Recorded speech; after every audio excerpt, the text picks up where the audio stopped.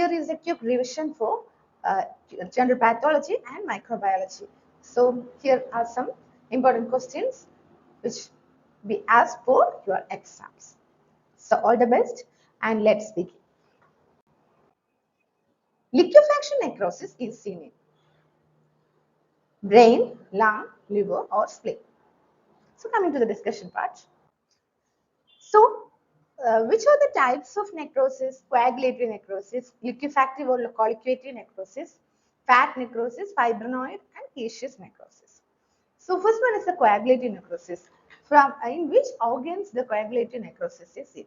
Here the coagulatory necrosis is seen in heart, spleen and kidney. So these are the various organs here coagulatory necrosis happen. Then liquefactive or colliquatory necrosis is seen in brain and abscess cavity.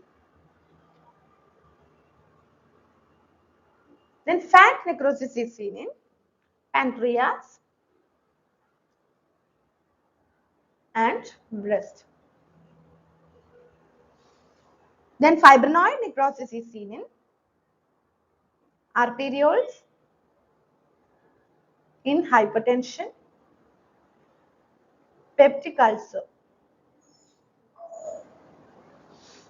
Okay, then caseous necrosis is seen in tuberculosis. So these are the various types of necrosis. Which are they? So coagulatory necrosis is seen in heart, spleen and kidney. The liquefactive or colliquatory necrosis is seen in brain, abscess cavity. So here the brain is very important. It is frequently asked question. Okay, that is liquefactive. Other name is colliquative, not coagulative. So there is one misunderstanding that the coagulative and colliquative is same. Okay, so it is not correct. Liquefactive or colliquative is same. So liquefactive necrosis is seen in brain, abscess cavity. Coagulative necrosis is seen in heart, spleen and kidney. And fat necrosis, pancreas and breast. Fibrinoid necrosis, arterioles and hypertension, peptic ulcer. Then caseous necrosis is seen in the central foci of infection of tuberculosis. Okay. So the correct answer is brain. So liquefaction necrosis is seen in brain. Okay. Coming to the next question. Actions of bradykinin include all of the following except. So what are the actions of bradykinin? And except which is the function. So that is the actions are bronchodilation, vasodilation, increased vascular permeability or cleavage. So which action is not of bradykinin? So what are the functions of bradykinin? So the main functions are smooth muscle contraction,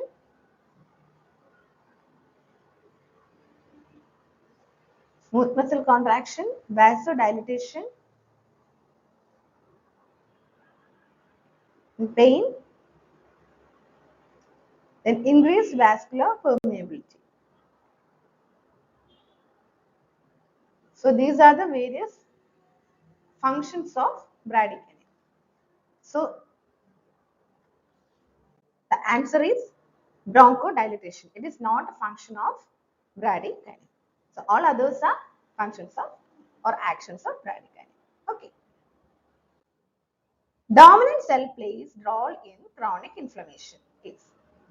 Is it a plasma cell or lymphocyte or macrophage or eosinophil? So there are two types of inflammation. Which are they? First one is the acute inflammation and then chronic inflammation. So in acute inflammation, neutrophils comprises comprises the first line of body defense, followed later by monocytes and macrophages.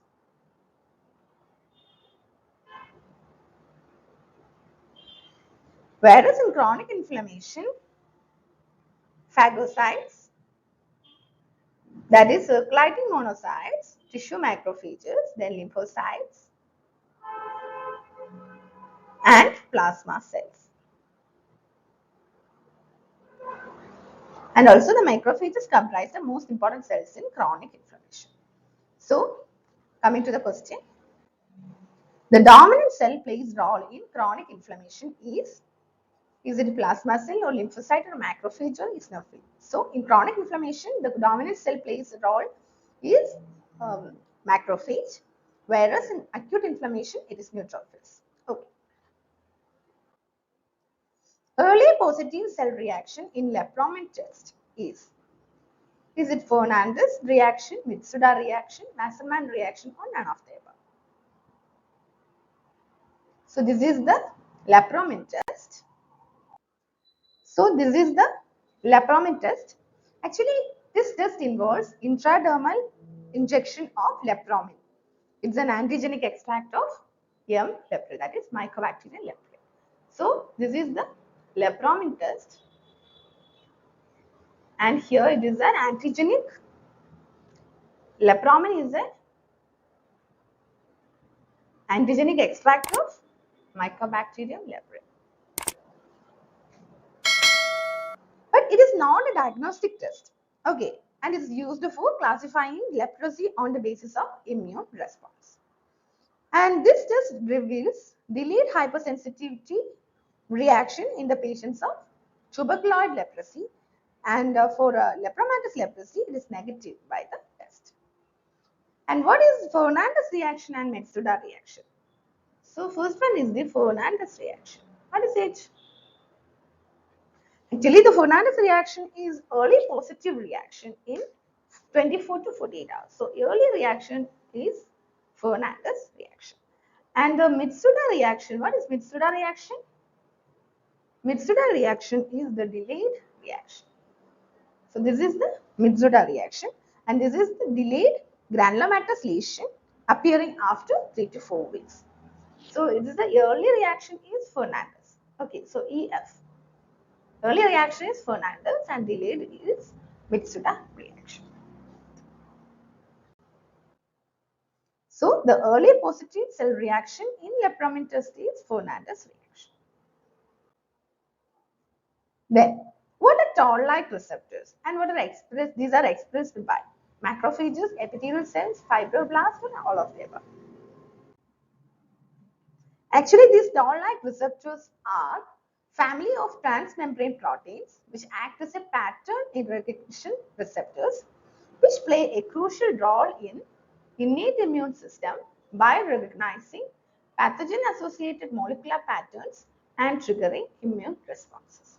So these are the toll-like receptors, and they are family of transmembrane proteins. And these are expressed by all of the above, that is macrophages, epithelial cells, and fibroblasts. Coming to the next question. Samoma bodies associated with. Is it a metastatic calcification or dystrophic calcification or apoptosis or necrosis? So, the Samoma bodies, what are they? They are round microscopic calcific collections, and they are form of dystrophic calcification and also for feature of papillary carcinoma. So, there is a mnemonic there, that is a PSM square, that is P for papillary carcinoma, prolactinoma, S for somatostatinoma, C as ovarian tumor, then mesothelioma and meningioma. So what is dystrophic calcification? Actually, this refers to the deposition of calcium salts in damaged or necrotic tissues. So there is a mnemonic also, that is D for D. That is dystrophic calcification refers to the deposition of calcium salts in damaged or necrotic tissues, occurring despite normal calcium and phosphorus levels in the blood, often seen in areas of previous injury or inflammation. So, the metastatic calcification occurs in normal tissues due to elevated serum calcium levels, while dystrophic calcification occurs in damaged or necrotic tissues even with normal calcium levels.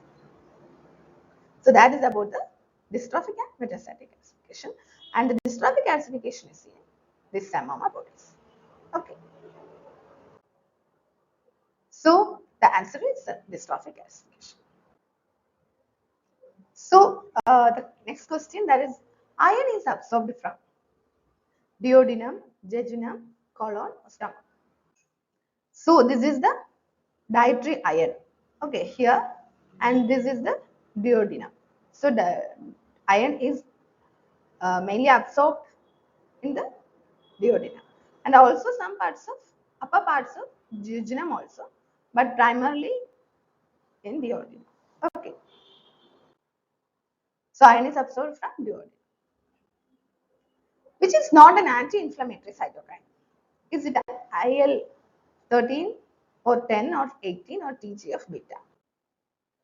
So, which are the main cytokines? That is inflammatory or pro-inflammatory cytokine and anti-inflammatory cytokine. So, which are the inflammatory or pro-inflammatory cytokine and anti-inflammatory cytokines? Let's discuss. So, what are these inflammatory cytokines?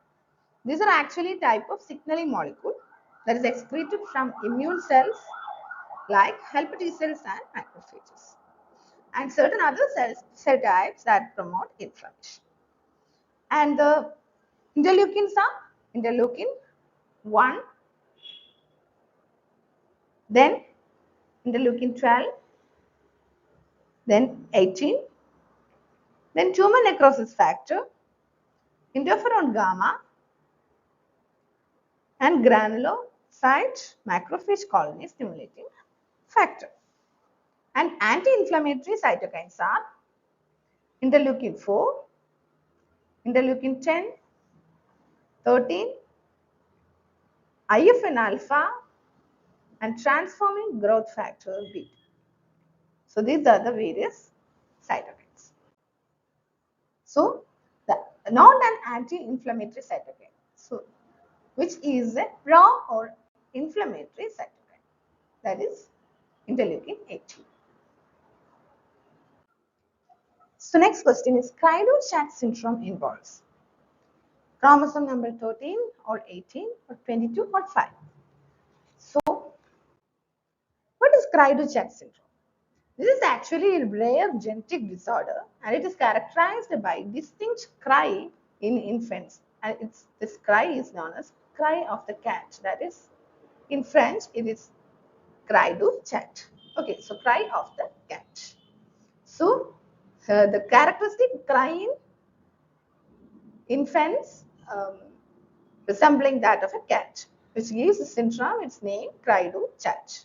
And this condition is caused by deletion of genetic material on the short arm of chromosome number 5.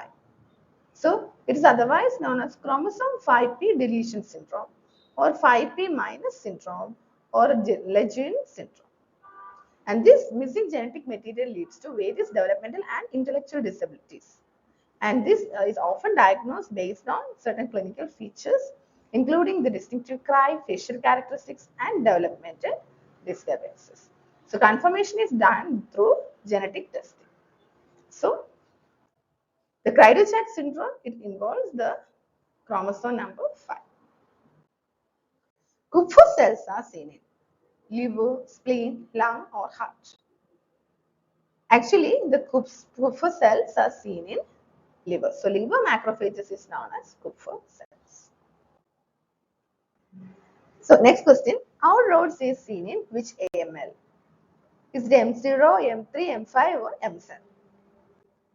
So what are these all roads?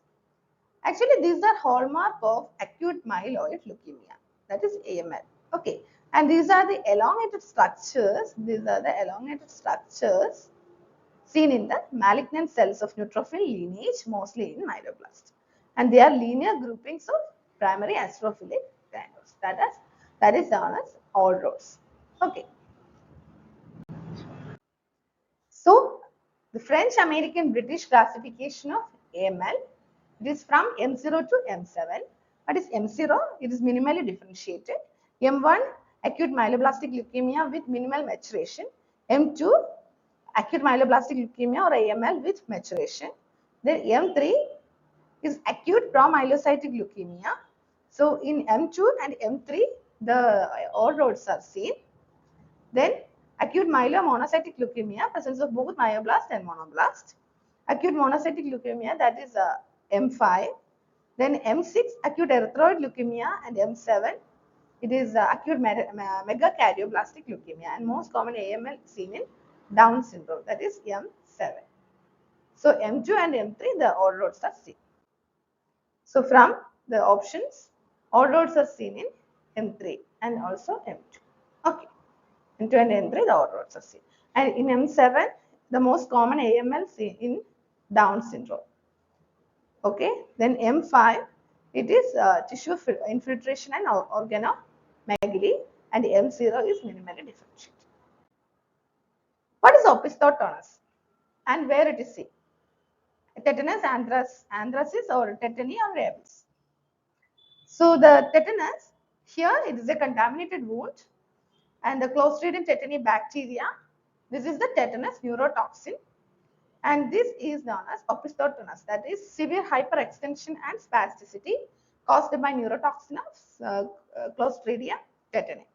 And opisthotonus is a posture where the body is arched backward with the head and neck thrown back and the trunk lifted off from the ground. This position is known as opisthotonus, and this is seen in tetanus. So the opisthotonus is seen in tetanus. Chicken-wire appearance of enlarged bone marrow spaces is seen in fetal alcohol syndrome or sickle cell anemia or hemophilia A or beta thalassemia major. So in beta thalassemia, especially major forms, chicken-wire pattern or on radiographs of facial bones due to enlarged marrow spaces and altered trabecular bone is a characteristic radiographic finding. And it is a genetic disorder that affects the body's ability to produce hemoglobin, a protein in red blood cell that carries oxygen. And why this chicken-wire pattern? Because of the bone marrow becomes hyperactive to compensate for lack of red blood cells, leading to expansion of marrow spaces and changes in the trabecular structure. And the chicken-wire pattern characterized by coarsening of some trabecula and blurring or disappearance of others is seen in the facial bones. So the chicken-wire appearance of enlarged bone marrow spaces is seen in beta thalassemia major. Presence of Haynes bodies in erythrocytes indicates malarial infection, hemoglobin abnormalities, oxidative stress, or degraded bacterial forms. Which are the, or what are these Haynes bodies? Haynes bodies are actually small dots in RBC. These are the Haynes bodies. Okay, these are the Haynes bodies. That is small dots in red blood cells, which indicate oxidative damage to the cells. So it indicates mainly oxidative stress, and they are made of hemoglobin, a protein in red blood cells. Haynes bodies can be a sign of certain medical conditions like anemia. So the presence of Haynes bodies indicates oxidative stress. And then coming to the DiGeorge syndrome, what is it? It is due to is it due to congenital thymic aplasia or deficiency of complement factors or inborn error of metabolism or chromosomal anomaly? It is actually a genetic disorder of chromosome number 22, that is DiGeorge syndrome. Which are the or what are the features? Slanted eyes, short philtrum and small mouth. In immune deficiency, then epilepsy, abnormal facial shape, low intelligence, cleft lip and palate, and heart problems. So a mnemonic is catch 22. That is C for cardiac abnormalities, A for abnormal faces, T for thymic aplasia, cleft palate, hypocalcemia, and 22 chromosome number 22 is affected. There is deletion of it. Okay, so DiGeorge syndrome, catch 22, and it is due to congenital thymic aplasia.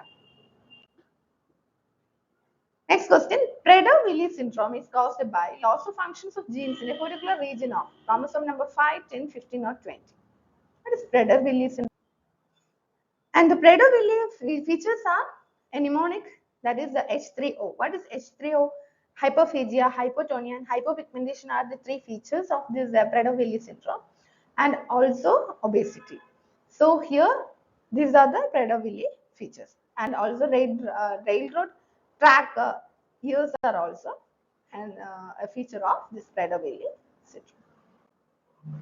And it is caused by loss of function of genes in a particular region of chromosome number 50.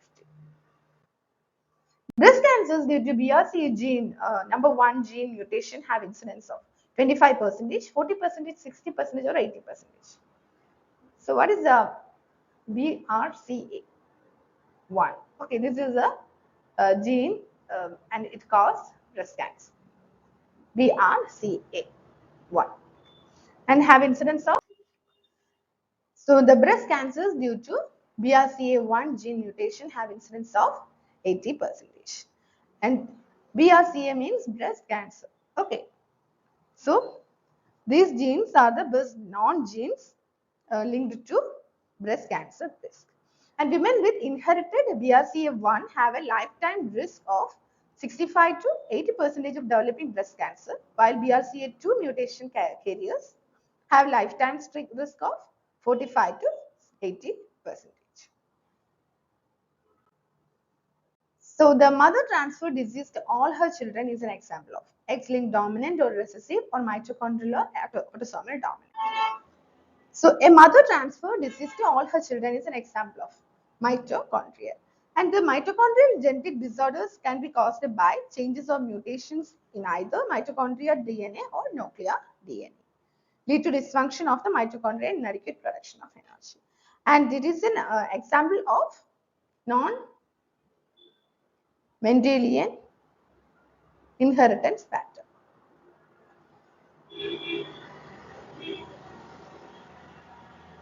And these are transmitted by maternal inheritance. Okay, mitochondrial DNA that is transmitted by maternal inheritance. So M for M, mitochondrial maternal inheritance. Okay. And then next question is Queen's test is diagnostic test for actinomycosis, diphtheria, tuberculosis, or sarcoidosis. Actually, it is a skin test and it is used to detect sarcoidosis, where part of a spleen from a patient with non-sarcoidosis is injected into the skin of patients suspected to have a disease. If non-caseating granulomas are found, the test is positive, and if the patient has been on treatment, example glucocorticoids, test may return a false negative result. Test is not commonly performed in UK. No substrate has been available since 1996, and there is a concern that certain infections such as bovine spongiform encephalopathy could be transferred through QM test. So QM test, it is a skin test and it is used to detect sarcoidosis, and here part of spleen from a patient with non-sarcoidosis is injected into skin of a patient suspected to have a disease. That is known as QM test or Nickerson QM or QM cells back test. So the answer is sarcoidosis. Which one of the following statement is not part of Koch's postulates? Microorganism must be isolated from a dead animal and pure culture.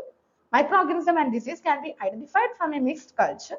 Pure cultured organism is inoculated into a healthy, susceptible animal, and same microorganism must be present in every case of the disease. So, which are the Koch postulates? This is the Robert Koch. He proposed Koch's postulates. Okay. So the microorganism must be found in abundance in all organisms suffering from disease, but should not be found in healthy organisms. Then the microorganism must be isolated from diseased organism and grown in pure culture. The cultured microorganism should cause disease when introduced into a healthy organism, and microorganism must be re-isolated from the inoculated disease experimental host and identified as being identical to the original specific causative agent. So these are the Koch's postulates.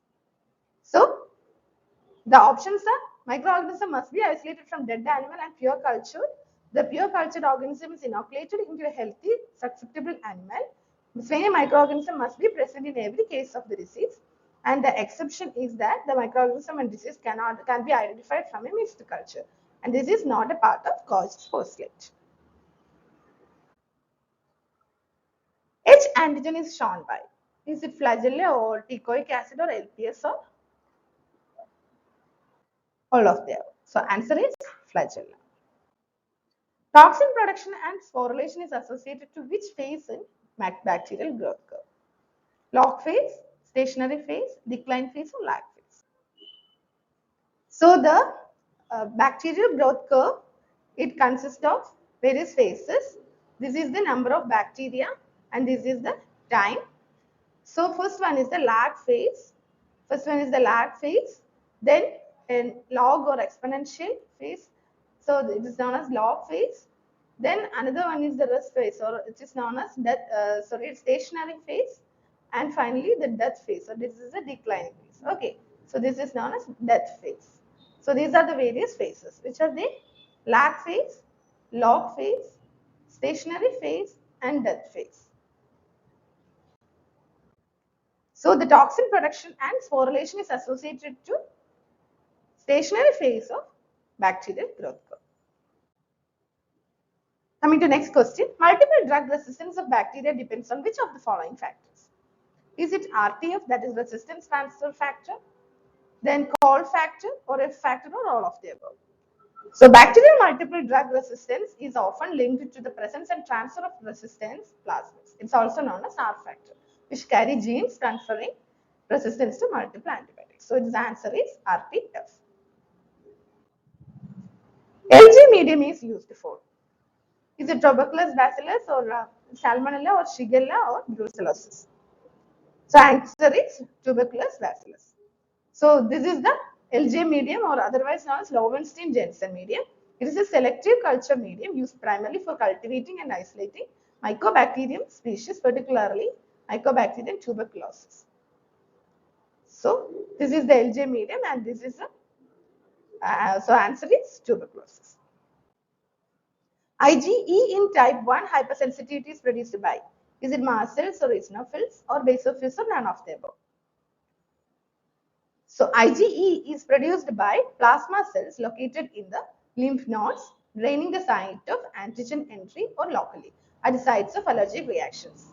So the IgE is produced by not mast cell or eosinophil or basophil. So answer is none of the above. The answer is plasma cells.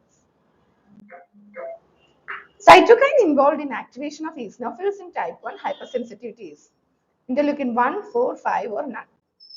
So answer is interleukin 5. So interleukin 5 is involved in the activation of eosinophils in type 1 hypersensitivity. Antigen combining site of the antibody is it idiotope or paratope or epitope or hapten? So this is the antigen and this is the antibody. Okay, this is the antigen and this is the antibody. So here epitope is seen in antigen and the paratope is in antibody. So paratopes and epitopes are unique binding regions of antibody and antigen respectively. More specifically, antigens known to contain specific antigenic determinants which are called epitopes, and antibodies contain antigen binding sites are known as paratopes. So the antigen combining site of the antibody is known as paratope, and the antigen combining site of the antigen itself is known as epitope. Okay. Blood Loeffler's bacilli is it TB or current bacterial diphtheria or N gonorrhea or B anthrax?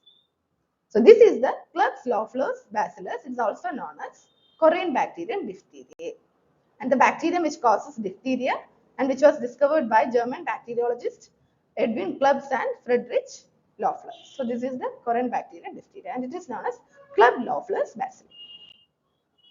Drumstick appearance is associated with Clostridium tetani or tertium or perfringens or none of the above.